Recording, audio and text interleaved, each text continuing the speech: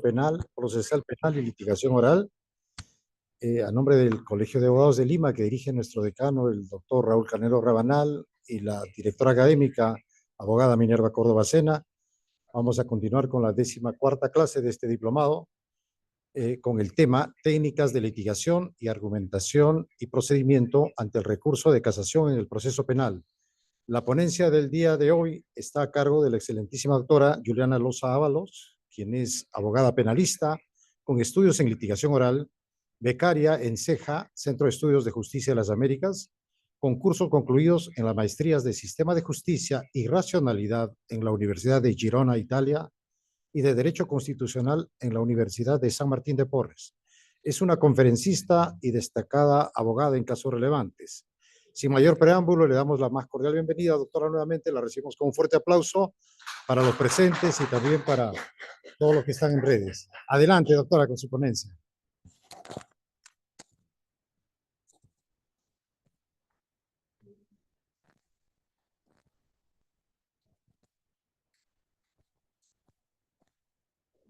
Bueno, muy buenas tardes a todos los presentes y muy buenas tardes a quienes nos acompañan por el Zoom. Para mí es un honor estar nuevamente acá en casa, en nuestro ilustre Colegio de Abogados de Lima, un tanto para conversar. Yo creo que cada vez que analizamos o discutimos cuestiones referidas a los medios de impugnación, cuestiones relacionadas a litigación, propiamente hoy en día no vamos, al menos en esta clase no vamos a ver litigación, porque cuando hacemos o sustentamos, o mejor dicho, presentamos una casación, sustentamos una casación o analizamos el tema de la propia interposición o consecución del mismo, no litigamos, pero sí argumentamos. Eso sí hacemos, entonces un tanto vamos a hablar un poco de eso y de manera previa, de hecho, diferenciar entre técnicas de litigación y técnicas de argumentación. Obvio, ambas técnicas son fundamentales. Pero lo que yo siempre digo, y es la primera reflexión que quiero compartir con ustedes, y por favor, si yo no tengo ningún problema, se interrumpan la clase y hacemos preguntas, se trata de intercambiar opiniones.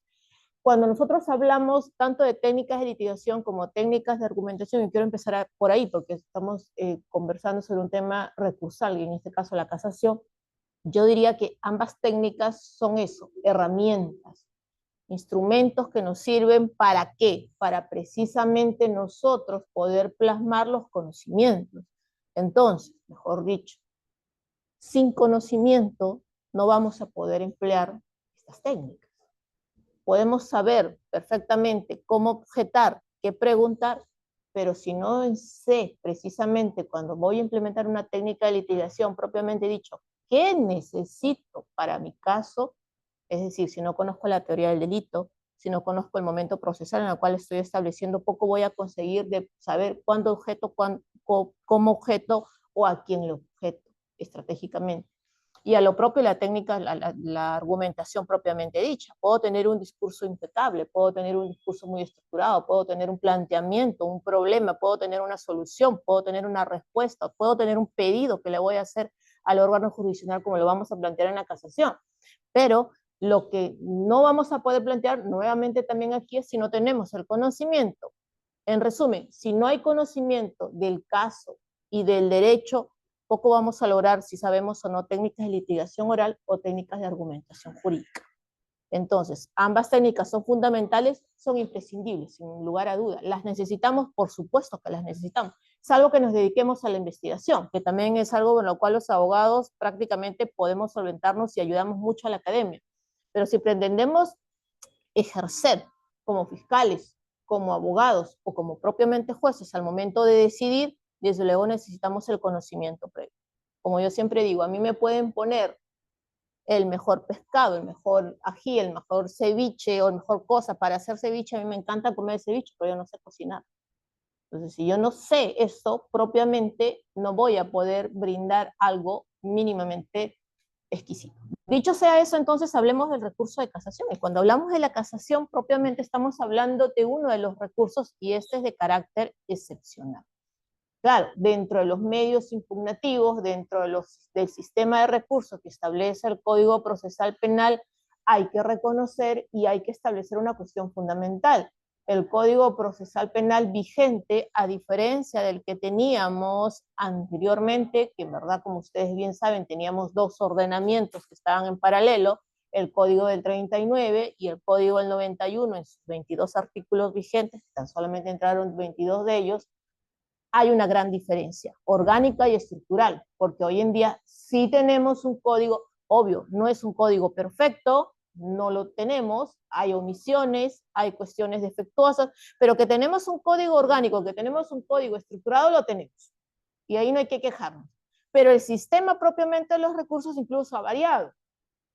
Antes teníamos uno propiamente derivado que era el recurso de nulidad. Hoy no tenemos el recurso de nulidad, tenemos propiamente un recurso de apelación y luego tenemos un recurso de casación. Y esto deriva a la base del propio modelo procesal penal que tenemos y de los actores procesales penales que tenemos dentro de la estructura procesal que el legislador del 2004 diseñó para nuestro código. Entonces hay que partir de ese reconocimiento. Sin embargo, reconocimiento que sin duda alguna tiene una consecuencia propiamente dicha de lo que se establece o de lo que está establecido en el marco precisamente del mando constitucional o el mandato constitucional. Por eso es que cuando nosotros hacemos mención a las técnicas, o en este caso a los medios recursales o a los medios impugnativos, sin lugar a duda lo primero que se nos viene a la mente es hablar de las garantías constitucionales o las garantías convencionales, y cuáles estamos haciendo un análisis, pues la pluralidad de instancia, el derecho al recurso, el derecho a la revisión de las decisiones judiciales. ¿Y de qué parte esto? Cuando hablamos de recursos, lo primero obviamente que tenemos que tener en consideración que estamos hablando de que van, o mejor dicho, cuestionan decisiones judiciales que consideramos parten de un error. ¿Y por qué de un error? Porque obviamente son emitidas por personas. Nosotros como personas, como seres humanos, cometemos errores. Los jueces obviamente también pueden cometer errores, o propiamente los órganos que hoy en día toman una decisión, porque por ejemplo los fiscales asumen una decisión a manera de los requerimientos o las disposiciones, también, digamos, están sometidos a la Constitución o a que puedan conllevar en su decisión un error. Esta determinación o la cuestión básica de que las decisiones judiciales, como las que son materia de impugnación, contienen un error, desde luego es algo real. Es algo al cual no podemos escapar y es algo que se mantiene presente. Siendo esta entonces la base por la cual van a ser sometidas a esta revisión, van a ser sometidas a revisión porque consideramos que existe un error improcedendo o un error injurídico, ¿no? Primero, que tiene que ver con cuestiones propiamente procedimentales, de las reglas procesales, de cuestiones que tienen que ver en errores en el procedimiento. Y el otro tipo de errores que tienen que ver en dos cuestiones básicas que, digamos, parten por la esencia de tener en consideración un criterio valorativo. Es decir, cuando consideramos que hay una cuestión injusta, una cuestión que no se ajusta a lo que verdaderamente ha surgido dentro de determinado estadio, y que pueden ser errores basados en hechos o en derecho. En la cuestión de hechos, obviamente, que tienen que ver con una cuestión de la determinación fáctica o de la prueba que sobre estos hechos recae dentro del procedimiento. Y en los errores de derecho tiene que ver con la aplicación de la norma en sí. Estas últimas son las que precisamente tienen en consideración o las que sirven en algún extremo como sustento de este recurso excepcional que es conocido como la casación. Y bueno, ya que estamos hablando de la casación, no vamos a entrar aquí a un análisis teórico, conceptual o de carácter deliberativo, pero sí proviene de este latín casare, que significa quebrantamiento, anulación. ¿Por qué? Porque precisamente recae sobre una decisión final que tiene como propósito un carácter excepcional, regulado de manera muy puntual por una cuestión tasada de determinación, o que pretende como objetivo final, lo vamos a ver luego en sus finalidades, la anulación de la decisión que precisamente se está cuestionando. Este medio de impugnación de carácter excepcional está propio. ¿Por qué excepcional? Porque propiamente no deriva de una cuestión, sino otra de la regulación debidamente tasada, porque no, y lo vamos a ver luego, no deviene propiamente de cuestiones derivadas del principio o la garantía de la pluralidad de instancias, sino deviene del reconocimiento de la garantía de igualdad procesal. Ustedes dirán, bueno, pero si es un medio de impugnación, entonces estamos hablando de pluralidad de instancias. No, no estamos hablando de eso.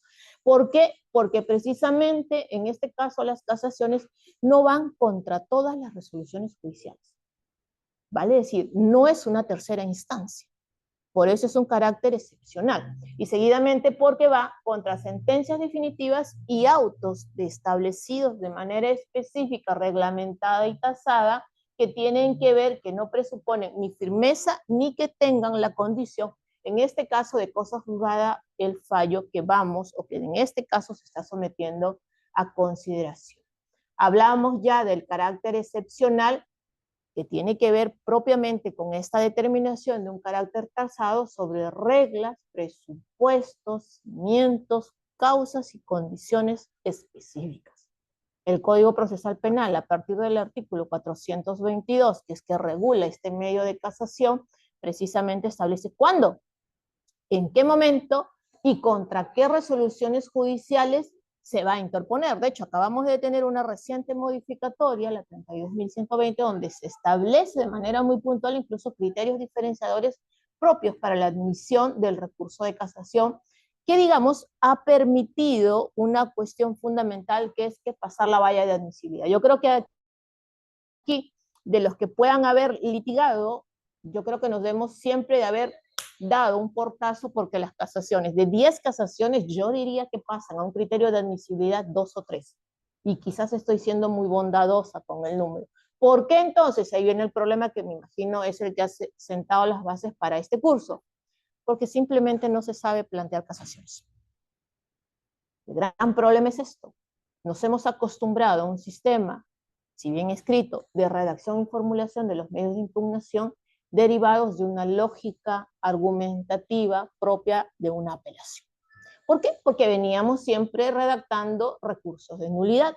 Y entonces cuestionábamos y le pedíamos a la Corte Suprema, a quien considerábamos una tercera instancia, una revisión del análisis y valoración o determinación de los hechos, o un análisis de revisión de interpretación o aplicación de la norma, sea de carácter procesal, sea de carácter sustantivo, sea de carácter constitucional.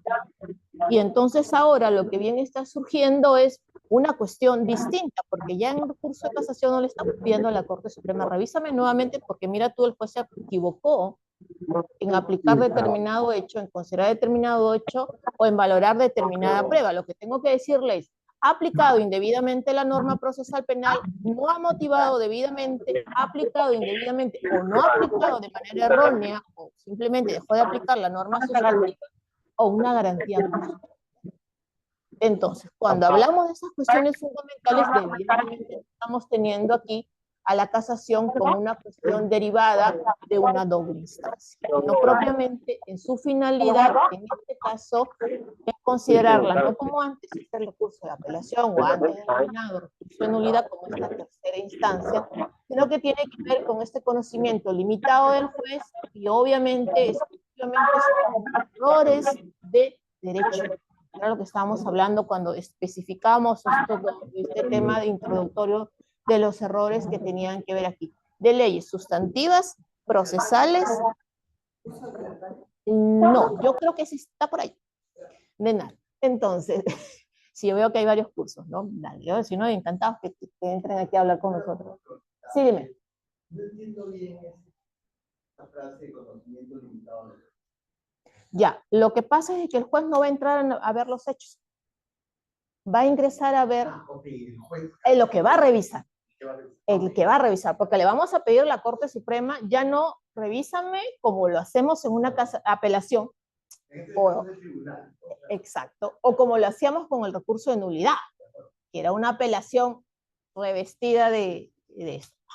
A eso iba, es a ese punto. Entonces, lo que vamos a discutir aquí son cuestiones de derecho que tengan que ver con leyes sustantivas, leyes procesales, o porque consideramos que una garantía constitucional en su contenido esencial ha sido indebidamente aplicado, o no hay una motivación. De hecho, una de las garantías constitucionales que tiene un apartado distinto y especial es la motivación, ¿no? Porque incluso hay un factor para plantear la casación por una indebida motivación. Y hay que entrar a analizar los diversos factores de motivación. que cada día el Tribunal Constitucional saca determinadas causales: motivación por remisión, motivación deficiente, motivación errónea, motivación incongruente, y cada vez hay más categorías. Entonces siempre hay que estar atentos a eso. Y una de las partes de la clase es que vamos a ver cómo plantear una casación, que es el gran problema. Yo insisto, a mí me ha costado mucho y me sigue costando mucho plantear casaciones. No es un arte fácil plantear una casación, no es un arte fácil, y siempre, como les decía, suelen rebotarse. Pues yo creo que, yo no diría que la modificación última al código ha flexibilizado los factores de admisión de la casación, pero sí diría que nos ha permitido presentar o que se tengan en consideración factores adicionales que pudieran permitir que la Corte Suprema revise, o digamos, en esta cuestión, los procesos derivados de las casaciones.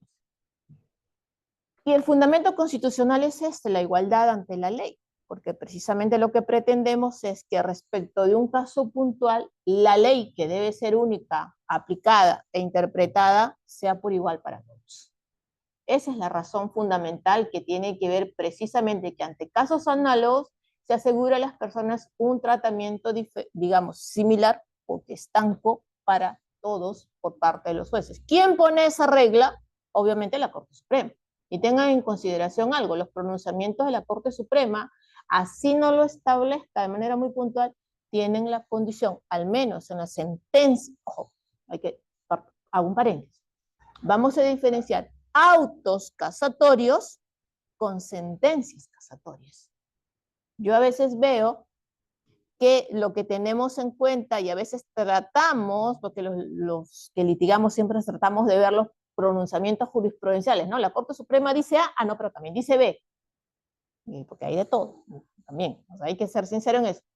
Hay que diferenciar cuando citamos autos de sentencias. Los autos son los autos de bien concedido, los autos de admisión de las casaciones, que no necesariamente contienen un criterio vinculante, a diferencia de la sentencia casatoria, en la cual sí hay un análisis, sí hay una conclusión, porque deviene de una audiencia, de un debate, de un contradictorio y de una sustentación. Hay que saber diferenciar. Es cierto, me dirán ustedes, bueno, pero es que a veces en los autos hay ciertos pronunciamientos. Sí, pero en parte porque la Corte Suprema te dice: respecto a este punto, no hay necesidad, pasa en algunos autos casatorios, autos de admisión, no hay necesidad de que ingresemos a analizar, porque respecto de ese hecho, o de este problema, mejor dicho, que tú, litigante, me estás pidiendo que yo, Corte Suprema, resuelva, ya hay una línea jurisprudencial establecida. Por tanto, no me toques la puerta, porque de eso ya yo dije esto. Entonces, ahí hay una cuestión por remisión que ya está establecida. Y al contrario dirá: bueno, respecto al problema jurídico que tú me estás planteando, no hay una solución, o yo, Corte Suprema, aún no he ingresado a este análisis, es nuevo este problema, o me estás trayendo un problema porque consideras que en la resolución que estás impugnando contraviene una línea jurisprudencial que yo he establecido, entonces ingreso a analizar. Pero insisto, tengamos mucho cuidado cuando tomamos un criterio de un auto. Hay que tener mucho cuidado. Yo he visto muchos casos en los cuales tratamos de entender como una línea jurisprudencial, incluso pronunciamientos que no necesariamente se puedan establecer o entender como tales en los autos de bien concedido, en los autos de admisión de la casación. Parto por eso. Entonces, se corresponde en este caso con otra finalidad, que es la unificadora de la jurisprudencia. ¿Por qué? Porque, como dijimos, la ley tiene que ser aplicada en todos los casos para todos los ciudadanos de la misma manera. Y el criterio de interpretación, desde luego, tiene que ser el mismo, y tiene que existir un criterio unificador jurisprudencial. ¿Por qué? Porque nos brinda seguridad jurídica, nos brinda la predictibilidad judicial también. Bueno, yo sé que respecto de este punto, este problema jurídico, la Corte Suprema tiene afincada esta línea jurisprudencial, y entonces estoy seguro de que siempre se va a resolver. Paréntesis, me dirán ustedes: sí, pero la Corte Suprema cambia mucho de parecer. Es cierto, pero hay una técnica de argumentación que la Corte Suprema dice: bueno, respecto de este punto, ejemplo, el tema de si cabe o no analizar la tipicidad en una audiencia de prisión preventiva, ¿no? Siempre decíamos: no cabe analizar la tipicidad en una audiencia de prisión preventiva. Estás desnaturalizando la audiencia de prisión preventiva. Tienes que ir en una excepción de improcedencia de acción. Y un tanto la lógica era: bueno, y entonces la persona va presa y luego recién revisa según una sección de improcedencia de acción si el hecho por el cual lo estás enviando preso por 36 meses es típico o no es típico, cuando el primer presupuesto contenido en el artículo 268 del Código Procesal Penal de los graves y fundados elementos de convicción que vinculan al imputado con un hecho delictivo, obviamente tiene que tener consonancia que se trata de un hecho de relevancia penal. Al menos yo siempre lo he discutido y siempre lo termino discutiendo en una audiencia de prisión preventiva. Y lo propio en las audiencias o en los requisitos que tienen que ver con las apelaciones y las detenciones preliminares. Es alguien que, o sea, quitémonos ese miedo de cuestionar porque consideramos que se ven en otra vía. Si la condición, incluso las razones plausibles que están contenidas en el artículo 261, que es el que ordena la detención preliminar, habla de hecho punible. O sea, no me está hablando de cualquier hecho. Entonces hay que discutirlo. Entonces, por ejemplo, en ese aspecto, la Corte Suprema tuvo pronunciamientos dispares, pero una vez más, autos de calificación y luego una sentencia terminó diciendo no, si cabe el análisis del hecho punible y determinar precisamente si se cumple el marco de imputación objetivo o subjetivo, y luego terminó emitiendo el acuerdo plenario 1/2019 donde dijo, pongamos las cosas en orden. Entonces, ¿puede cambiar de pronunciamiento o de decisión? Sí, sí puede cambiar, pero con sustento. ¿No? Incluso el Tribunal Constitucional también lo permite en ese sentido. ¿Por qué? Porque precisamente estamos hablando de un criterio de predictibilidad, seguridad jurídica. Entenderán que pudiera resultar bastante abstracto o bastante cuestionable o problemático para nosotros que un día la Corte Suprema respecto al mismo problema diga A, mañana dice B, pasado vuelve a decir A, luego dice C, y uno dice, bueno, ¿para qué estoy? O sea, ¿cuál es el criterio?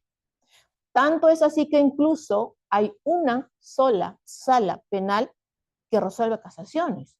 Hasta hace poco más de 5 o 6 años, las dos salas penales de la Corte Suprema resolvían casaciones. Ustedes saben que hay dos salas, la sala permanente y la sala transitoria. ¿Qué problema teníamos? Que mientras la sala permanente decía respecto a determinado problema A, la transitoria decía B.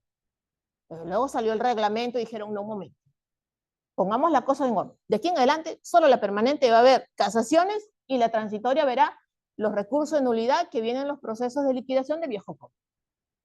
Y ahí estamos más o menos en orden. Digo más o menos, porque insisto, todavía tenemos algunas cuestiones que por ahí nos faltan ver. ¿Cuáles son los presupuestos subjetivos? Bueno, primero lo que hay que ver, bueno, ¿quién plantea una casación? Ustedes miran, bueno, el que se siente agraviado. Es lógico, quien se siente agraviado, quien considera que la resolución le causa un agravio, le causa un perjuicio, va a plantear la casación, por lógica. Pero la pregunta es, en este caso, ¿el Ministerio Público pudiera presentar así no resultase? O sea, ¿no? Ahí hay un tema en cuestión muy importante, yo creo que sí, porque por mandato constitucional el Ministerio Público es el defensor de la legalidad. Claro, tendríamos que estar exigiendo una actuación del Ministerio Público, como siempre decimos, bajo un criterio de objetividad, inmaculado, que sea, digamos, acorde a lo que establece el artículo 159 de la Constitución. Desde mi punto de vista, yo creía que incluso el Ministerio Público sí pudiera ingresar en esta cuestión de poder, a pesar de no representar propiamente al imputado, desde luego, poder tener esta posibilidad de tener esta condición de legitimación activa. Entonces, obviamente es el agraviado que manifiesta haber sido perjudicado por el criterio, en este caso, desfavorable con la resolución que aquí se hubiera emitido. Y desde luego tiene que tener un interés directo. No estamos hablando del efecto. El efecto sí, si es declarado fundada esta casación, los efectos pueden extenderse, es otro tema. Pero tiene que haber un interés directo en corregir el agravio respecto de quién se interpone. El agraviado, obviamente, quien determina el perjuicio que puede darse en esta cuestión, y aquí estábamos hablando de dos intereses tutelados en la casación. Un interés público, porque obviamente tiene que ver en consonancia aquí, que es propio del jus constituciones, y un interés particular del jus litigatoris, propiamente de quien está, digamos, cuestionando o está viendo la causa en sí. Entonces, son dos intereses que van de la mano dentro de la interposición de un recurso de casación. ¿Cuáles son los presupuestos de carácter objetivo? Obviamente la emisión de que exista una sentencia definitiva, es decir, que hubiera finalizado en la segunda instancia, o sea, no podemos saltarnos, ¿no?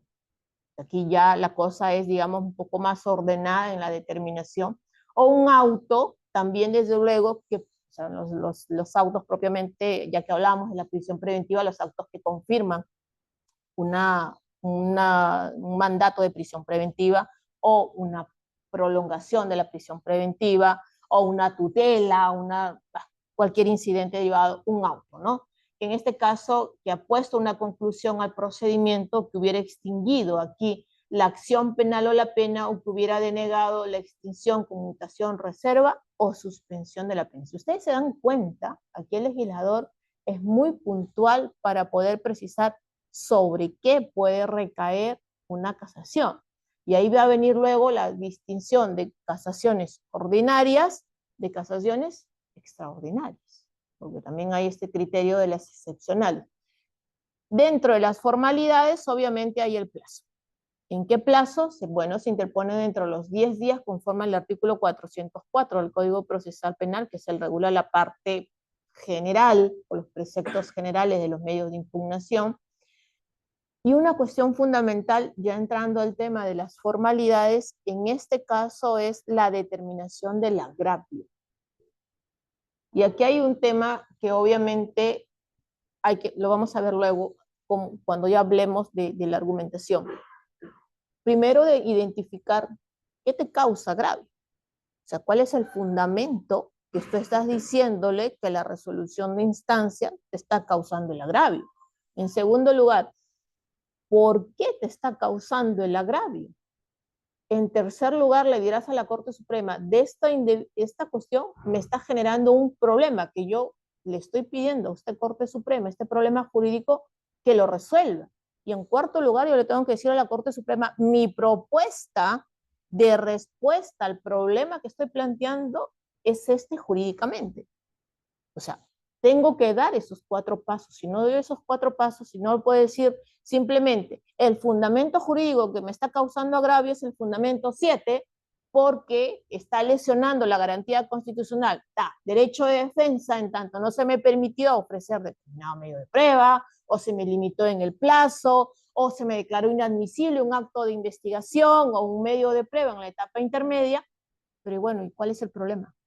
Pero yo a la Corte Suprema le tengo que pedir un problema, o sea, tengo que plantearle un problema. Esto determina un problema y esta es mi propuesta de solución a determinado problema, pero le tengo que dar una respuesta de carácter jurídico. Por tanto, tengo que identificar la pretensión debidamente fundamentado, el recurso de casación debe indicar claramente cuáles son, en este caso, los preceptos legales erróneamente aplicados o que han sido inobservados o erróneamente interpretados. Porque vamos a tener que, yo le tendría que decir a la Corte Suprema, no ha aplicado tal ley, o aplicó la ley correcta, pero la interpretó indebidamente, o simplemente aquí ha inobservado la ley debidamente que tenía que haber aplicado. Pero tengo que decir de qué manera. No le puedo decir simplemente, aplicó mal los preceptos, ejemplo, contenido en el segundo párrafo del artículo 384 del Código Penal referido a la colusión desleal que exige la determinación del perjuicio para hablar la colusión desleal agravada, pero no le puedo decir de qué manera, en qué se equivocó. ¿No? Es como que si tú vas y reclamas, me ha insultado, bueno, ¿qué te dijo? ¿Cómo te dijo? ¿Qué pasó? O sea, pides un contexto, es lo propio. Cuando estás planteando una casación, tienes que dar las razones y mínimamente también las razones que justifican casar el fallo. Y tienes que estar establecido conforme lo exige el artículo 431 del Código Procesal, los fundamentos que son derivados. Por tanto, tengo que establecer el agravio legal más las razones fundamentales, tengo que señalarle cuál es la materia casacional, tengo que identificar el interés casacional, sobre todo para las casaciones excepcionales, que recuerden ustedes, tiene factores o tiene requisitos y presupuestos especiales, y cuáles son las causales y motivos. ¿Por qué las causales y motivos? Y ahí, ojo, que hay que tener en cuenta la determinación de las causales y motivos de manera individualizada.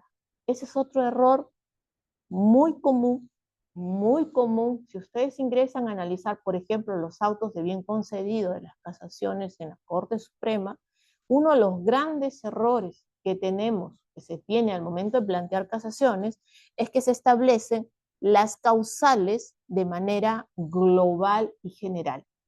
Planteo una casación porque se está, en este caso, quebrando por esta causal 1, 2 y 3 con un único fundamento, cuando lo que tienes que hacer es causal 1, agravio, sustento, problema y fundamentación. Causal 2, lo propio, causal 3, causal 4, dependiendo de cuántas de las causales tengas, pero lo que no puedes hacer es englobarlas, porque te va a traer como efecto que te rechacen la casación, que ni siquiera pase el bien concedido.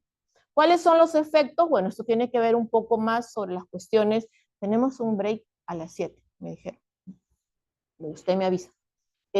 Los efectos tenemos el devolutivo, no suspensivo y el extensivo. ¿Por qué es importante tener en consideración esto? Bueno, esto viene por una cuestión propiamente de teoría del proceso o teoría de impugnación. El devolutivo porque precisamente va a derivarse la resolución de esto a la instancia superior. ¿Cuál es en este caso la instancia de la Corte Suprema? El no suspensivo, es decir, no posterga los efectos de la decisión judicial impugnada y que tiene en consideración lo que está establecido como regla en el artículo 412, inciso primero del Código Procesal Penal. Y el extensivo, porque tiene que ver, como le dijimos antes, si es que alguna causa, digamos, beneficia a alguien sobre el mismo problema, va a beneficiar a posterior, va a ser extensivo a quienes luego tengan el mismo problema derivado de esto, en intraproceso y luego a traer a consideración cuando queremos hacer mención a algún pronunciamiento.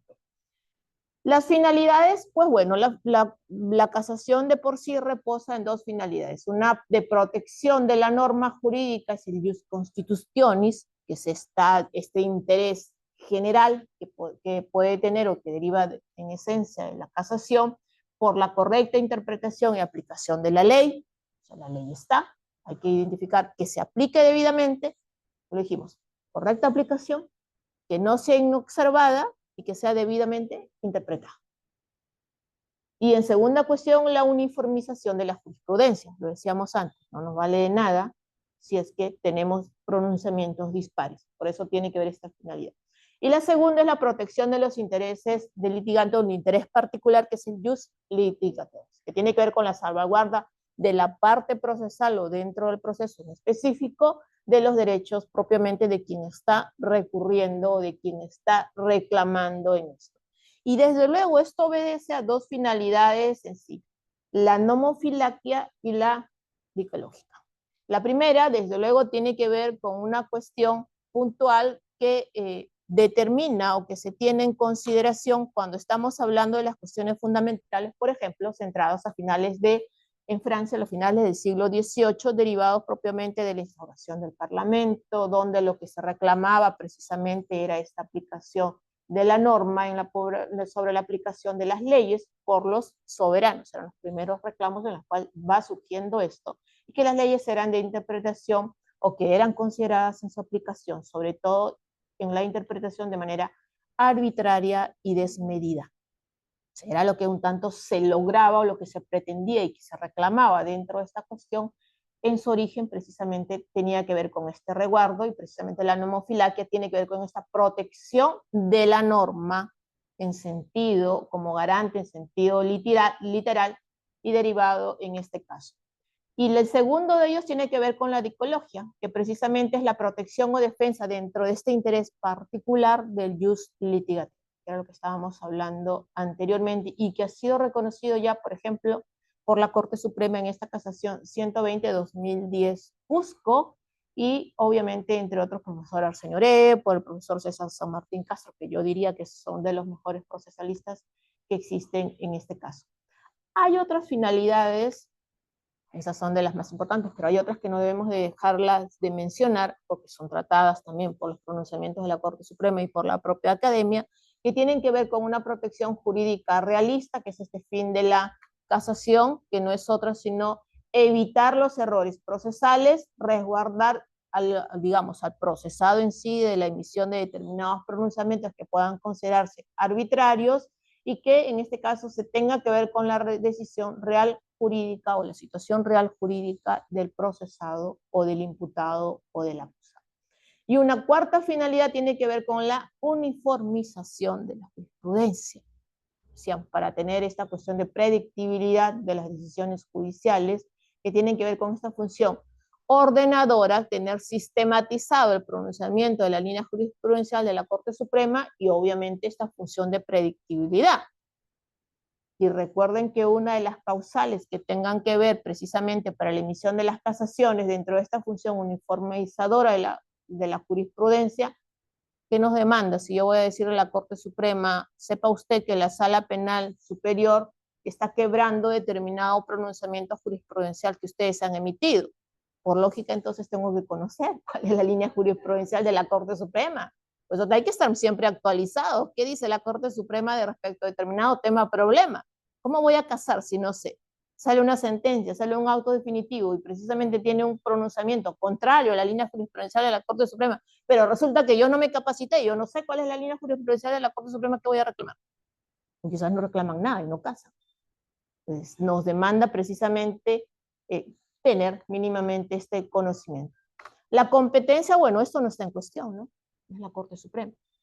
Ya lo vimos. La Sala Penal Permanente de la Corte Suprema es precisamente la que establece, y hoy en día solamente una de las salas, sino como hablábamos antes, que precisamente eran estas dos salas. ¿Por qué? Porque se pretende tener este criterio de unificación de las decisiones judiciales y excepcionalmente puede apartarse en este caso este criterio vinculante con la obligación de una debida motivación, que es lo que decíamos, ¿no? ¿Pueden cambiar de este criterio? Sí, pero con una debida motivación y sustentación.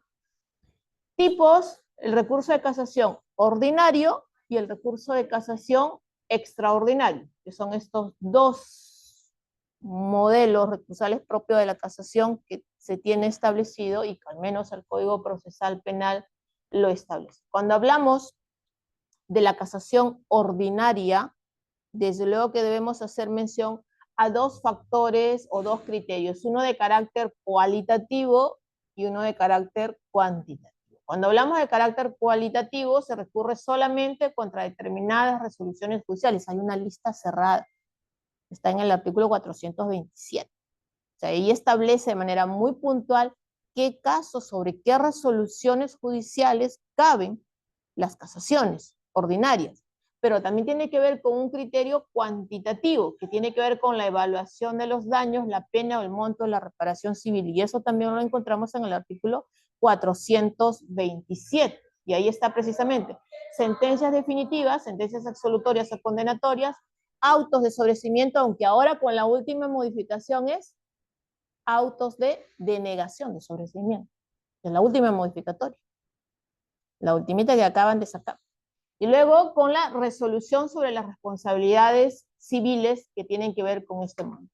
Y la casación excepcional, al contrario a la lectura, entonces es cuando no concurren algunos de los presupuestos que están en el 427. Y como yo cada vez me estoy poniendo más ciega por culpa del celular, vamos a ver, creo que todos, ¿no? Procedencia, dice 427.2, procedencia del recurso de casación. 1. El recurso de casación procede contra las sentencias definitivas de negación de autos de sobreseimiento, y viene la modificación, la última que ha venido por la ley 32.130 de octubre de ahorita. Antes era resoluciones de sobreseimiento, ahora es denegación de autos de sobreseimiento. Y los autos que pongan fin al procedimiento, extingan la acción penal o la pena, o denieguen la extinción, conmutación, reserva o suspensión de la pena expedidas en apelación por la Sala Penal Superior. Y al contrario, cuando hablamos de la casación excepcional, entonces tenemos que echarle una mirada al 427.2. ¿Y qué es lo que dice? La procedencia de casación en los supuestos indicados en el numeral 1 está sujeta a las siguientes limitaciones. Perdón, seguimos con la ordinaria. Y ahí viene el criterio cuantitativo. El cualitativo es el numeral primero, las resoluciones break. Hacemos el break y luego vemos los factores de criterio cuantitativo de las casaciones ordinarias. Las primeras son las cualitativas. ¿Ok? Lo que usted diga, usted manda.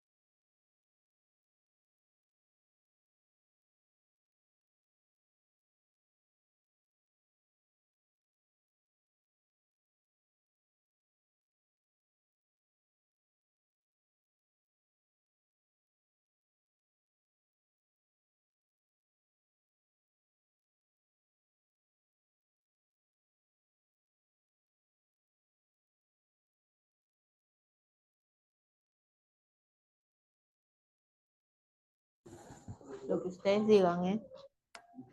¿Sí? ¿Ahora sí? Excelente. Bueno, estábamos hablando antes de la pausa de estos criterios cuantitativos y cualitativos que están regulados respecto a la casación ordinaria. Los cualitativos están contenidos en el artículo 427, numeral primero, que tienen que ver con este, digamos, tipo de resoluciones que pueden ser casadas, ¿no? Y lo que se establece, según la última modificatoria de la ley 30.2130, es que procede contra sentencias definitivas, la denegación de autos de sobreseimiento, hay una modificación, los autos que pongan fin al procedimiento, que extingan la acción penal o la pena, denieguen la extinción, conmutación, reserva o suspensión de la pena, expedidos en apelación por la Sala Penal Superior. Los criterios cuantitativos son los que están contenidos en el numeral segundo. ¿Cuáles son esos? Y tienen que ver, como su nombre lo determina, la evaluación de daños, pena o monto de reparación civil. ¿Cuáles son?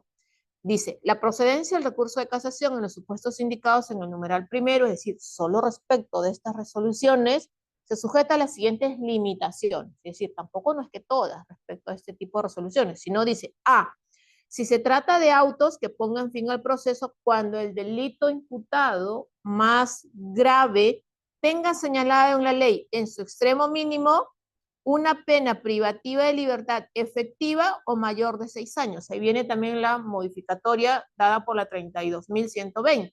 Antes solamente era el mayor de 6 años, ahora es una pena privativa de libertad efectiva. Segundo, si se trata de sentencias, cuando el delito más grave a que se refiere la acusación escrita del fiscal tenga señalada en la ley en su extremo mínimo una pena privativa, nuevamente, de libertad efectiva o mayor de 6 años. Y tercero, si se trata de sentencias que impongan una medida de seguridad cuando ésta sea la de internación. Como ven, estamos hablando puntualmente de criterios ya que tengan que ver con un factor de determinación cuantitativa. Ahora, estos criterios continúan, porque el literal tercero del 427, que también establece estos criterios, establece, si la impugnación se refiere a la responsabilidad civil, cuando el monto fijado en la sentencia de primera o segunda instancia sea superior a 50 unidades de referencia procesal o cuando el objeto de la restitución no pueda ser valorado económicamente. ¿Vale decir? Hay un límite también, que es el que se establece respecto a las otras resoluciones, en este caso, cuando la casación va respecto o recae en cuanto al monto de la reparación civil. Y dice, y ahí nos vamos a la casación de carácter excepcional. Y esta tiene que ver con el último de los numerales del artículo 427, cuando no concurran los requisitos de procedencia taxativamente establecidos en los numerales anteriormente previstos, y que tienen que ver con estos criterios de procedencia de carácter jurisprudencial que corresponden a las funciones de casación. Obviamente tienen que cumplirse también los requisitos que están contenidos en el artículo 405 del Código Procesal Penal, que son las formalidades del recurso, y que deben cumplirse también con el requisito específico propiamente. Y este es el elemento característico de las casaciones excepcionales, que es la de desarrollo de una doctrina jurisprudencial, que es lo que se establece. ¿Qué tenemos que tener en cuenta? 427, numeral 4. Excepcionalmente, será procedente el recurso de casación en casos distintos de los antes mencionados, que son los de ordinario, cuando la Sala Penal de la Corte Suprema discrecionalmente lo considere necesario para el desarrollo de la doctrina jurisprudencial. Por eso es que en las casaciones excepcionales, que por demás son las más recurrentes, tienen que ver con este criterio de protección de la norma, uniformidad de la jurisprudencia y la justicia, en el caso concreto que es la seguridad jurídica y la predictibilidad de las resoluciones judiciales. Por eso que aquí sí es fundamental establecer, bueno, cuáles son los criterios. Entonces, ¿qué debo de entender por un interés casacional? Y esto responde a lo que ya la Corte Suprema en la queja, vean ustedes que es una queja, este pronunciamiento, estos criterios lo estableció la Corte Suprema en una queja que venía propiamente por denegatoria de casación, que es la queja 66-2009, La Libertad, donde se estableció que el interés casacional responde precisamente a la unificación de la jurisprudencia, que que tiene que ver con unificación de interpretaciones jurisprudenciales, porque obviamente tienen que ser uniformes, la afirmación de la jurisprudencia que ya existe, vale decir, cuando la resolución de sala, por ejemplo, va en contra de una línea jurisprudencial que ya estableció la Corte Suprema, entonces sirve para fincar y afirmar o reafirmar el criterio jurisprudencial que ya existe, o la definición de un sentido interpretativo a una norma reciente o escasamente invocada, pero de especial connotación jurídica. Por eso es que muchos esperaban, por ejemplo, en esta ley de la prescripción, que precisamente sea en una casación y no en un acuerdo plenario, ¿no? La gran discusión que hubo, porque precisamente un acuerdo plenario no deriva de un caso en específico, más allá que la Corte Suprema terminó exhortando a que los jueces hagan un control difuso de esta norma por una afectación del test de proporcionalidad, que no vamos a discutir ahora, pero lo correcto hubiera sido que se emita, en todo caso, un pronunciamiento en una casación, en un caso específico, ¿no? Porque más allá de todo este tipo de decisiones surge en esto. Precisamente ya en un auto de calificación, donde ya vamos viendo cuáles son estos problemas, o digamos, cuáles son estos criterios, la Corte Suprema en el auto de calificación 1731-2022 Cusco estableció que aquí se tiene que ver lo que decíamos antes, estos 3 pasos, o a veces son 4, dependiendo del tipo de casación. Primero, se postula un problema jurídico, ¿no? Que era lo que le decíamos, más allá de la determinación del fundamento jurídico y el agravio, que se postule un problema jurídico, se ofrezca una solución al tema y desde el jus constitutionis, es decir, el interés en general, no propiamente el interés litigationis, que tiene que ver con el interés del litigante en particular, y además se evidencia la necesidad de uniformizar la jurisprudencia, afirmar la jurisprudencia ya establecida, o de interpretar la norma nueva o reciente o escasamente invocada. Como ven, no solamente invocar el fundamento que causa el agravio, las razones, sino que yo le tengo que decir a la Corte Suprema cuál es el problema jurídico, le tengo que plantear mis propuestas de solución y a la vez tengo que decir por qué es necesario que tu Corte Suprema ingreses a darle una solución a este problema. Y estas 3 cosas a veces no lo hacemos. Y eso implica que las casaciones no sean bien concedidas, a pesar de que muchas veces pasan el primer filtro de admisibilidad, que es el que está decidido por la Sala Penal Superior. Y la Corte Suprema luego dice, no está bien concedido, y entonces no ingresan al análisis de fondo. Sugerencia, cuando hagan las casaciones excepcionales, concéntrense en establecer, yo al menos lo hago a manera de pregunta, cuando postulo una casación, digo, Corte Suprema, usted tendrá que resolver el siguiente problema, y se lo planteo de manera de pregunta.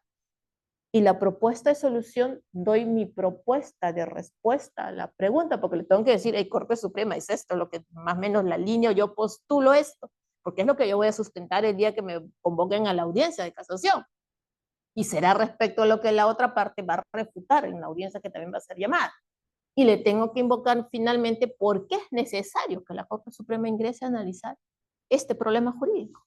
Y la Corte me dirá, es cierto, hay la necesidad de yo resolverlo, me dirá, no, no es cierto, esto ya está totalmente establecido, o no hay necesidad de ingresar porque se desprende propiamente de la norma.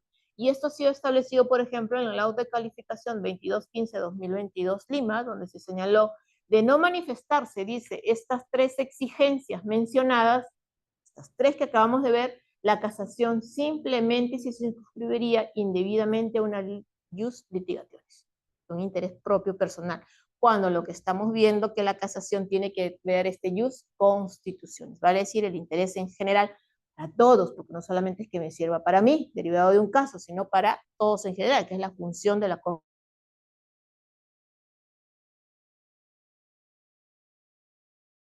Lima, donde dice, a falta de razones suficientes para invocar el desarrollo de la doctrina jurisprudencial, se incluye que el ocurrente busca que el tribunal opere vía casación como una tercera instancia, o sea, confundiendo nuevamente, por eso es el gran error que tenemos cuando planteamos casaciones, es que nos hemos quedado con el chip de los recursos de nulidad, planteando una apelación, pidiendo que se revisen los hechos, que se revisen la valoración probatoria, que no se han tomado en cuenta determinadas declaraciones, determinados órganos de prueba, determinados documentales, y esa no es la razón.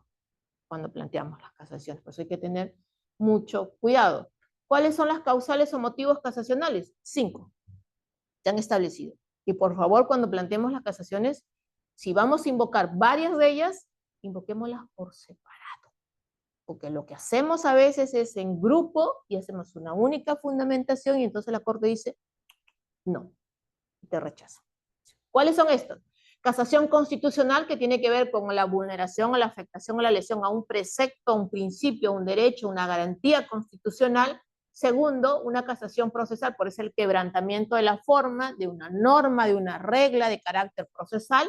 Una casación sustantiva, que es cuando hay la afectación a una norma de carácter sustantivo, de carácter material. Una casación por indebida motivación, que son las que más hay. Yo diría que por ahí está la salida para quienes pretenden decir, la sala se equivocó. Bueno, no motivó bien. Hay defecto de motivación, hay ausencia de motivación, hay motivación incongruente, hay motivación insuficiente, pero tienes que establecer también el defecto de motivación. No basta decir, ojo con esto que también hay mucho, se está quebrando la garantía de motivación contenida en el artículo 139.5 de la Constitución, es decir, el juez no ha motivado debidamente. Bueno, ¿por qué no ha motivado debidamente?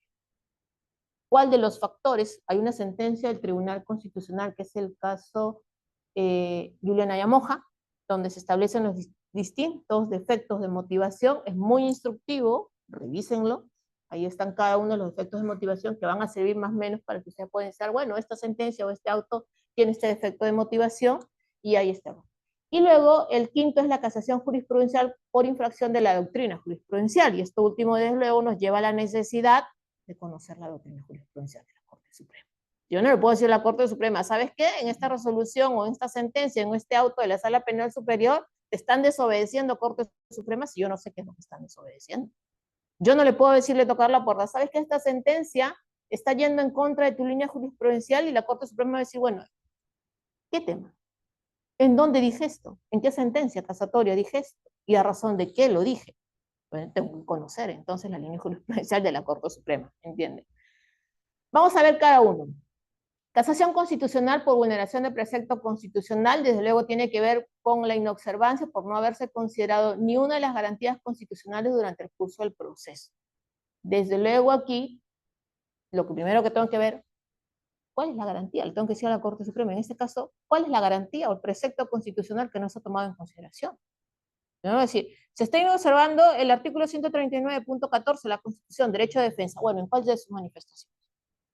A conocer los cargos, a conocerlos detalladamente, a conocerlos oportunamente, a no tener un abogado defensor, a tener un defensor público, pero quizás actuó por defensa ineficaz, a no tener un intérprete, a no tener los medios o el tiempo suficiente para poder preparar la defensa. ¿A cuál? ¿Y en base a qué decisión o qué cuestión es la que tú estás reclamando? O sea, siempre se ve, ¿ya? Me afectó el derecho de defensa, 139.14 de la Constitución. Y luego ponemos todos los preceptos de los tratados y los convenios internacionales. Sí, bien, pero como dicen, ¿no? ¿Cuál es el agravio puntual de inobservancia? Aplicación indebida, aplicación de una garantía constitucionalmente no pertinente. Dices que en este caso, por ejemplo, me estás estableciendo, si hablamos del tema del derecho a la prueba, ¿no? Me admitiste el tema, la prueba en sí, pero luego no la valoraste debidamente o quebraste una garantía fundamental. Bueno, establece. O me estás aplicando una norma indebidamente de carácter constitucional. Y tercero, es una aplicación errónea, aplicación pertinente de una garantía constitucional, pero motivada con una interpretación deficiente. Y aquí tiene que ver ya cuando hay una incorrecta aplicación o entendimiento de la norma constitucional. Pero nuevamente, no basta decir, me están quebrando. O sea, defensa ineficaz. Sí, pero fue el abogado defensor privado, voluntario que elegiste. Estás reclamando, en este caso, que se causó una indefensión por defensa ineficaz porque no estabas de acuerdo al final con la estrategia, o es que en efecto el abogado defensor no tuvo los medios y el tiempo suficiente para poder defenderte debidamente. También hay que ver de manera correcta cuál es el criterio que se está estableciendo. Y aquí tiene que ver con el objeto de la causa, las garantías constitucionales. Por tanto, obviamente, la base de esto es conocer cuáles son las garantías constitucionales. Y como dice el título preliminar del código, y obviamente ya la tendencia jurisprudencial, ¿cuál es el contenido constitucional o contenido esencial, como les dicen algunos, del derecho fundamental, ¿no? Ustedes ven que cuando se reclaman también en esta afectación a garantías constitucionales, se tiene que identificar, pues bueno, aquí también. La regulación normativa, yo diría que están en el 139, pero también en el 224 de la Constitución. Quizás también en el 138 y en el 159. Pero puntualmente las encontramos desarrolladas en el 139 de la Constitución. Tipos de garantías constitucionales las tenemos de carácter procesal y de carácter sustantivo, que tienen que ver con la aplicación de la norma, en este caso el principio de legalidad, del principio de proporcionalidad de las sanciones, el principio de razonabilidad, el principio de culpabilidad, y de carácter procesal son las que obviamente tienen que ver con derechos y principios relacionados al debido proceso. Están en el 139, en el 138, en el 159 y en el artículo 224. Y siempre en el artículo primero, yo siempre parto por entender en muchos de los casos el tema del respeto a la dignidad humana, que yo diría que es la base de mucho. La casación procesal, que tiene que ver con el quebrantamiento de la norma, infracciones de normas sobre el régimen de determinados actos procesales, cuando, por ejemplo, y esto es de lo más común, no es que sea un listado cerrado, por si acaso, que tienen que ver con que se denieguen indebidamente diligencias de prueba, que hay que tener en cuenta la utilidad, pertinencia, conducencia, la necesidad, y como lo ha establecido el Tribunal Constitucional también en la sentencia 3712, que sea oportuno. Porque si no presentas oportunamente los medios de prueba, entonces tampoco es que se estén lesionando el derecho a probar, si no los ofreciste debidamente o en el momento oportuno. Cuando no se cite a las partes para una diligencia o un acto esencial, ¿por qué es fundamental esto? Porque obviamente nos tiene que dar pase al derecho a contradicción, ¿no? Si estamos ausentes en alguna de estas posibilidades, se nos está recortando esta cuestión trascendental. Luego, que tiene que ver con que, otro ejemplo, que no se suspendió el juicio para los procesados comparecidos en el caso de haber concurrido algún acusado y la intervención de un órgano jurisdiccional incompetente, ¿no? Y ahí entramos a un tema de reglas procesales derivadas de la competencia. La casación procesal, que en este caso hay una segunda cuestión, tiene que ver con infracción de normas reguladoras de la decisión, que es la predeterminación del fallo y la falta de claridad en la narración de los hechos. Pudiera entenderse de manera equivocada que pudiéramos estar ante un defecto de motivación. No, estamos aquí con esta falta de comprensión de la sentencia y que tiene que ver con incomprensión en el relato, la falta de entendimiento de la calificación jurídica por el tema de las reglas procesales y la falta de comprensión que provoca un vacío, en este caso en el relato histórico. Y lo propio que tiene que ver aquí con contradicciones en la narración de los hechos, tiene que ver con la propia exposición, y las contradicciones, sobre todo en la declaración de hechos probados, manifiesta y absolutamente frases incomprensibles entre sí, sin posibilidad de subsanarse, entre otros aspectos. Lo vamos a pasar porque es un poco más de lo mismo. Y la casación sustantiva, que es por infracción de la ley material propiamente dicha, que está contenida en este caso estos famosos errores injury, contenido en el artículo 429, inciso tercero, que afectan de manera muy puntual dentro del cuestionamiento que estamos haciendo al razonamiento jurídico que tiene que haber realizado en este caso el juez. Tiene que ver con falta del presupuesto en su calidad de error injury, error ixo, y en la aplicación sobre todo de un análisis o una determinación de una aplicación incorrecta de la ley material o sustantiva, o una interpretación errónea propiamente de esta ley, pero siempre también aquí estamos hablando de cuestiones sustantivas o cuestiones materiales. Y lo propio aquí, obviamente, cuando se adolece un error en la tipicidad del hecho que es objeto de juzgamiento, bien, entramos a un análisis de determinación de relevancia penal, el análisis del tipo. Cuando se presenta un error por inobservancia de las circunstancias eximentes, tanto generales como específicas de la responsabilidad penal, los temas tributarios son los que más abundan en esta cuestión, o cuando se presenta un error en la apreciación jurídica, pero de carácter material o de carácter sustantiva, es decir, porque no se están adecuando el tipo, porque adolece relevancia penal, o porque hay un factor de no cumplimiento en todo este tramo. Hay es por indebida aplicación, en este caso de una norma, por una errónea interpretación o por una falta de aplicación, en este caso también de la norma sustantiva. De las más recurrentes, como les dije antes, es este tema de la motivación o de la casación por falta de motivación, que está contenida en la 139.5, que es esta garantía constitucional de la debida motivación de las resoluciones judiciales. Y finalmente tiene que ver con la casación jurisprudencial por infracción de la doctrina, que parte precisamente por la determinación de la doctrina jurisprudencial y con el precedente. Antes teníamos, ¿recuerdan? Precedente jurisprudencial, doctrina vinculante y derivados, si es que con el viejo código recuerdo que teníamos cuando había esta contradicción entre la sala A y la sala B de determinados pronunciamientos, pues bueno, ¿no?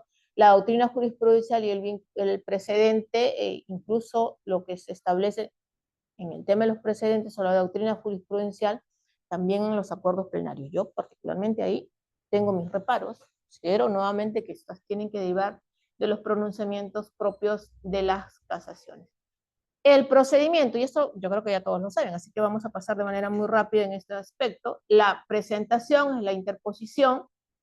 Tenemos que invocar cada una de estas causales de manera separada, precisar los preceptos legales que han sido erróneamente aplicados, fundamento legal y doctrina en la pretensión, y explicar mi pretensión. Como les dije, en el tema de la casación ordinaria, sustento y presento la pretensión, y en la casación excepcional presento el problema, doy la solución jurídica e invoco la necesidad del desarrollo jurisprudencial.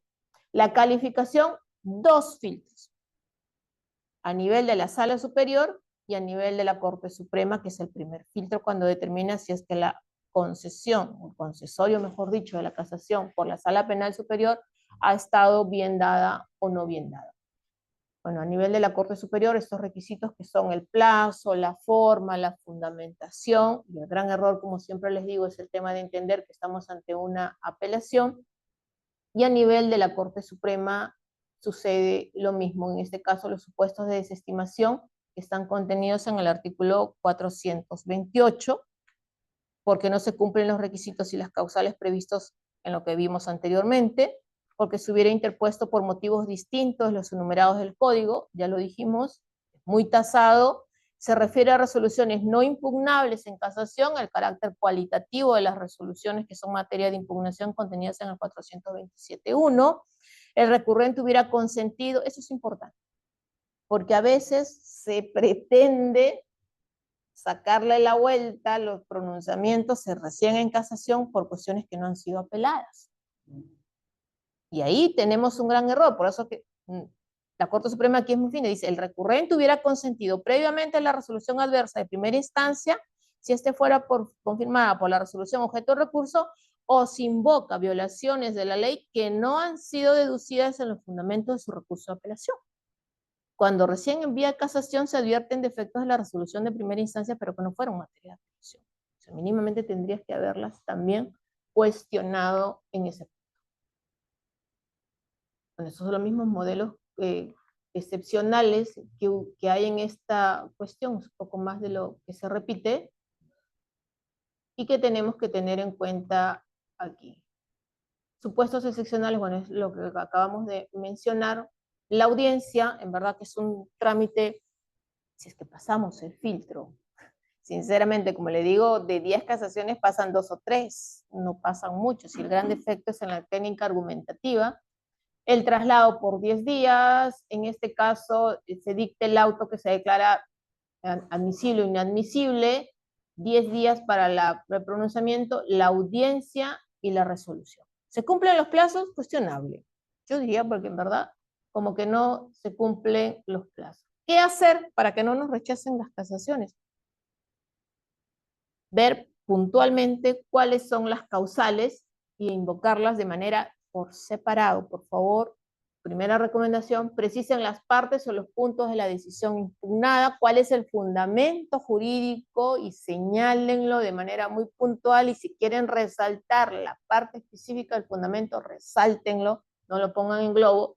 Citar concretamente los preceptos legales que consideren erróneamente aplicados o indebidamente aplicados o inobservados, otorgar a la Corte Suprema una solución concreta al caso planteado, lo decíamos, además de determinar el problema, el caso concreto, para que podamos tener los fundamentos doctrinales y legales que van a sustentar puntualmente nuestra pretensión.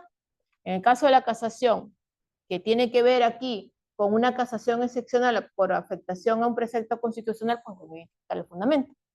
El agravio, cuál es la garantía constitucional que se está afectando y determinar la necesidad jurisprudencial. Lo propio en la casación procesal, que es por el quebrantamiento de la forma, también analizar los defectos procesales graves que se han planteado, que digamos surgen de la resolución que estamos cuestionando de manera muy puntual. La casación sustantiva, que tiene que ver con la aplicación, o en este caso, infracción a la ley penal material, lo mismo, ya lo hablábamos anteriormente, que hay que tener en cuenta los defectos de motivación, no concentrarse simplemente en que se ha vulnerado el 139.5, y finalmente la casación jurisprudencial por afectación a la doctrina jurisprudencial, obviamente citando también, más allá del problema jurídico, cuál es el pronunciamiento y de qué manera se está quebrando y cuál es la salida que le estamos dando a esta cuestión.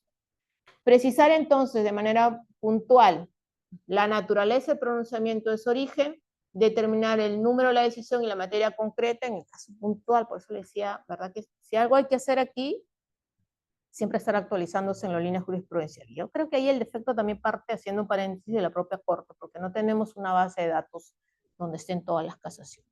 Yo creo que también sería trabajo como tarea de aporte del colegio tener estos compendios, porque si uno pregunta dónde están todas las casaciones, las sentencias casatorias no están todas. Yo creo que ahí nos está faltando también.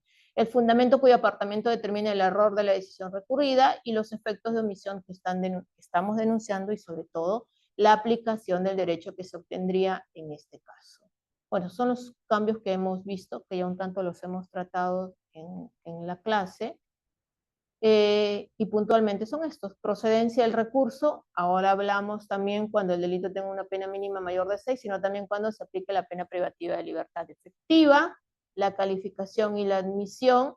En el tema de se elimina la votación previa para determinar la admisibilidad del recurso en los casos de sentencias con pena privativa de libertad efectiva, nuevamente este criterio. Contra autos que deniegan el sobreseimiento, era el otro cambio que le estábamos diciendo, y la imprevisibilidad de la justicia, si se hubieran pronunciado en auto, sentencia en contraposición a lo resuelto en casos similares, siempre que favorezcan, en este caso, al imputado. Son las 4 modificaciones, digamos, que se ha resaltado en la ley 32.120 que hay en este caso. Así que si hay preguntas, y si no, encantada por la invitación. Bueno, no sé, a ver qué hubiera. Preguntas podemos hacerlo. De igual manera, doctora, estamos visualizando en el chat. También.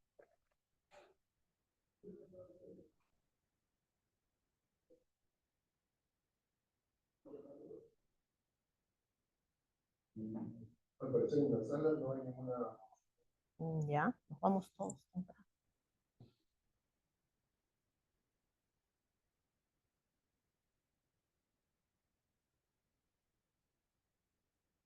Esperamos un poquito a ver si alguno de nos encuentra conectados.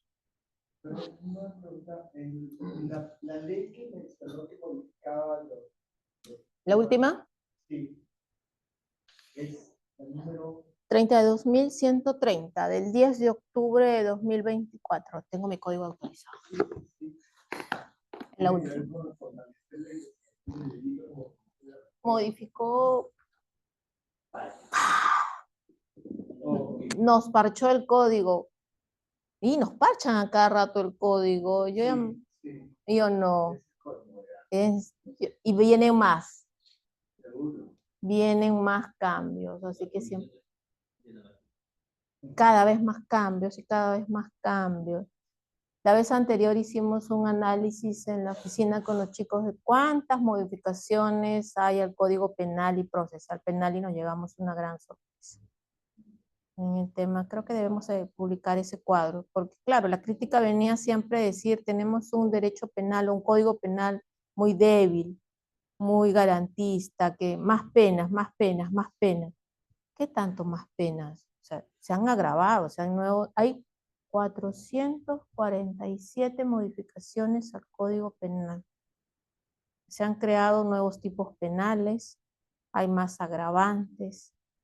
Sin contar el tema de la preventiva, estas cosas, ese es un tema aparte todavía. Yo siempre digo, nos quejamos de que hay un hacinamiento penitenciario, nos quejamos también de la inseguridad ciudadana. Yo creo que son dos quejas válidas, sustentadas, todos tenemos miedo de salir a las calles porque nos roban el celular, nos arranchan de todo, es válido, es cierto. Pero yo creo que la respuesta no solamente la da el derecho penal, la respuesta viene de un análisis integrado de distintos factores, que el derecho penal sirve obviamente porque tiene esta base que es la que sanciona, pero también viene una política criminal, de una política gubernamental. Nos quejamos de inseguridad ciudadana, pues bueno, hay que ver de qué manera se repara. Nos quejamos del hacinamiento penitenciario, hay que ver, o sea, el Tribunal Constitucional declaró hace más de 5 años el estado de cosas inconstitucionales del hacinamiento penitenciario. Estado con declaratoria de emergencia desde hace años. ¿Y qué estamos haciendo? O sea, seguimos, más delitos, más penas, más agravantes, presos. Procesal. Se debilitan los criterios o se van más cautelares, más gente. En lo de ejecución o de penitenciario, se anulan o se restringen cada vez los beneficios penitenciarios, es decir, ingresan y no salen. Y que seguimos con la misma cuestión. Yo creo que el análisis debe ser plural o integral. Es un último comentario para ver por esa opinión. El tema de esos excesos de duración de las audiencias de prisiones preventivas es un tema que sale de cualquier contexto natural de un buen análisis.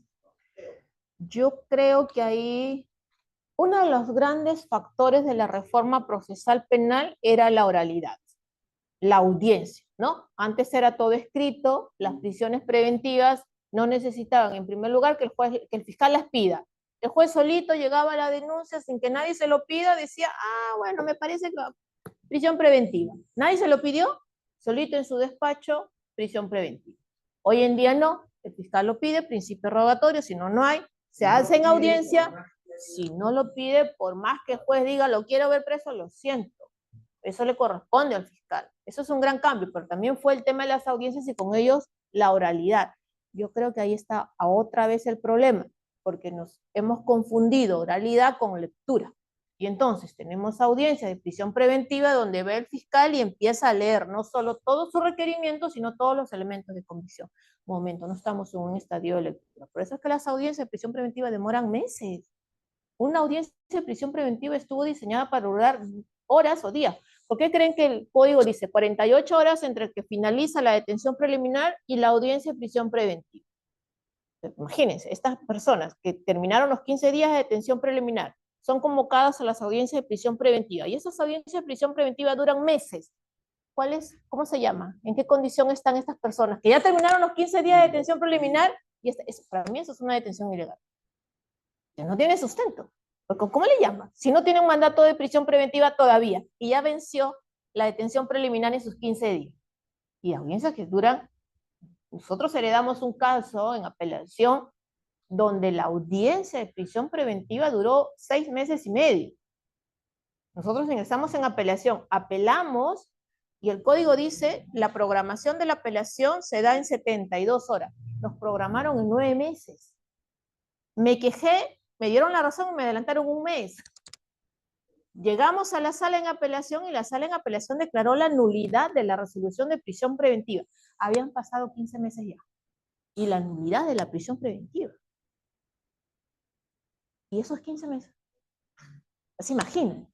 Claro, el acuerdo plenario dice que hay que establecer un tiempo prudencial. O sea, no estamos en un plenario, no estamos en un juicio, estamos en una audiencia de prisión preventiva donde si bien se tiene que garantizar el contradictorio, no se tiene que debilitar las demás garantías y con ello diluir.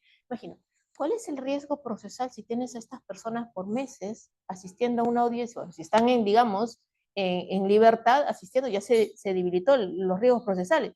Y los que están en detención preliminar o en esta condición, que para mí es una detención ilegal, en audiencia, mínimamente, antes teníamos los juzgados de reos libres y reos en cárcel, ¿no? En papel sonaba bonito y decían los plazos más cortitos para los reos en cárcel y los reos libres, bueno, pongámosle puncho en todo caso y pongamos juzgados donde los casos con detenidos preliminares, hoy más rápido. Y los que están en libertad, pues bueno, no hay problema, ¿no? Se puede, digamos, la programación y todo lo demás. Pero no, yo creo que ahí nos estamos confundiendo en oralidad con lectura. Y otro tema, la propia lectura de las resoluciones orales. Yo tenía dictado una resolución oral de prisión preventiva que arrancó a las 9 de la mañana y terminó a las 6:30 de la tarde. Y dame el audio. Ponte a transcribir, tienes 3 días para apelar. 3 días para apelar y según la norma tienes que señalar conforme al artículo 405 del código cuál es el fundamento jurídico que estás impugnando. Nosotros llevamos eso en casación, en la casación 580, la Corte Suprema nos dijo, claro, ese tiempo no te puede jugar en contra, porque tienes 3 días para poder impugnar. Entonces, que dijo, mínimamente el plazo se va a empezar a computar desde que te dan el acta con las razones mínimas y fundamentales para que puedas impugnar. Casación 580 que les puede servir también para que estén reclamando. Bueno, si no hay preguntas, muchísimas gracias. Para usted, a ustedes. Sí.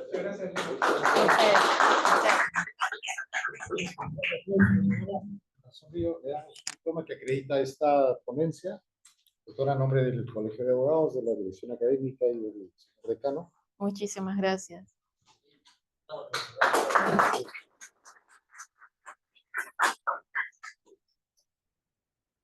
Gracias a ustedes. Gracias a todos ustedes por su presencia, por su asistencia. 55 participantes en el Zoom. Bueno, muchísimas gracias a todos, así que para una próxima oportunidad. Yo encantada. Claro que sí. Gracias. Sí. Es una situación excepcional. Ay, perdón, sí. Acabo de señalar a pero los procedimientos penales es un gran racionamiento, ese que ha salido el decreto 1585, que incluso porque cada los artículos del Código Penal, del Código Penal, sin embargo, se siguen, ¿no?, saturando. Un caso concreto. Una casuística. Se sentencia a una persona a 4 años de pena de libertad y una superior de 3 años. ¿Correcto? Muy bien, pero plantean la revocatoria justamente en el extremo del no cumplido en la parte pecuniaria, el pago de la reparación civil. Entonces la convierten en el. ¿Sí? Perfecto. La pregunta es la siguiente. Luchamos para que no vuelvan a los penales porque hay hacinamientos. Se le revoca la sentencia efectiva por el pago de una reparación civil de compromiso. La pregunta es, doctora, ¿no tenemos otras medidas cautelares y no esta la efectiva? Es la última del rato que siempre hablamos. Claro. ¿Qué plantear para esa situación? Yo creo, y nuevamente volvemos, muy buena pregunta, yo creo que ahí tenemos el tema de la ley de los grilletes electrónicos. ¿Hace cuántos años? No se implementan los grilletes, no por defecto de la ley, del reglamento, es porque no se implementan los aparatos. Es un tema logístico donde ni siquiera tenemos las antenas que puedan servir mínimamente a las personas que tengan que tener los grilletes. En el caso de omisión de asistencia familiar, es más grave aún. ¿Qué pide? ¿Cuál es el propósito? ¿O cuál es el reclamo? No ha cumplido con la pensión y va preso. Y yo, pues, peor, no va a pagar. ¿O no? Para mí, incluso yo creería que ni siquiera delito debería ser un tema más civil, pero el propósito se trastoca. Entonces, nos falta un diseño político criminal. Yo diría ahí, porque claro, bajo este tema que bien mencionas, no cumplió el monto de pagar la reparación civil o incumplió alguna regla de conducta, le revocan la suspendida y lo vuelven a prisión, vamos a un mismo problema y una pena conforme a tu ejemplo de 3 años suspendida. Yo creo que ahí nos toca exigir, al menos allí, como política de Estado, política gubernamental, pues quizás algo para el tema de los grilletes electrónicos, ¿no? Que no se quede solamente en la ley o en el reglamento. Años, ¿cuántos años llevamos? Más de 10 años con ese tema. Más de 10 años, ¿eh? Y para los delitos menores o las efectivas suspendidas, ahora la norma salió, ¿no? El 1585 ya habla de 7 años, 6 años, incluso los 7 años, el 268A del Código Procesal Penal, que dice incluso en los delitos de 7 años puedes imponer grilletes electrónicos si no está discutiendo el tema de la prisión preventiva. Y siempre nos quedamos, no, 5 años, no, y 5 años. Pena probable, perdón, está el 268A, existe, lo pusieron desde el año pasado. Pues no lo miran, no los miramos. Claro, bueno, por ejemplo, en el caso de los delitos de la asistencia familiar, sí, claramente no pasa porque pague la reparación civil y la certificación y sin medida audiencia alguna, el juzgado de origen, que es un caso, llega la certificación y evidentemente se le tiene que pagar, se le tiene que sacar la libertad. Por tema penal, ¿verdad? En este caso, un delito culposo. No pagó. No, perdón. Paga. Pagó cuando mismo, pero obviamente después que revocan la sentencia, se hacen efectivo. Ya la pagó. En calidad, porque no se va. ¿No? Ahí viene un tema no entendemos la situación en este caso. Sí, ahí hay un falta totalmente errónea. Y nos seguimos quejando, que no entran más presos en las cárceles, todo hacinado. Y ahora encima este proyecto de ley que los adolescentes 16 y 18 también. ¿Dónde vamos a meter a los chicos? Están sancionados, tienen penas. O sea, y ni siquiera cumplimos lo que establece el pacto internacional. Separen a los procesados de los condenados. En nuestras cárceles están todos juntos. Y ahora los chicos también. Yo estoy en contra. Bueno, está bonito, ¿eh? Hay que armar debate de propuestas legislativas, yo creo.